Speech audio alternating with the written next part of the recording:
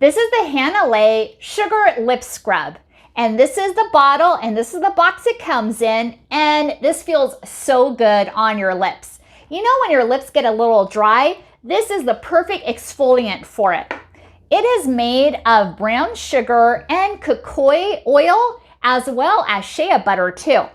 And all you need is a little bit. Then you just massage it onto your dry lips and then remove it with a tissue.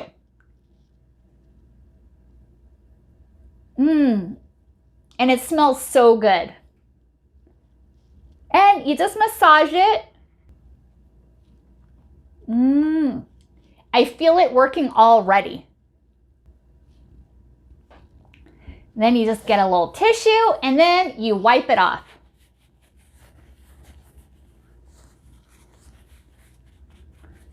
Simple as that.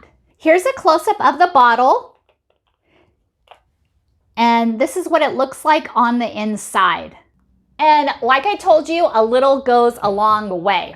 This is also made in the USA and it's 22 grams and it really lasts such a long while. I was sent this from Hannah Lay and I absolutely love it. Thank you so much for watching and hope you found this video helpful.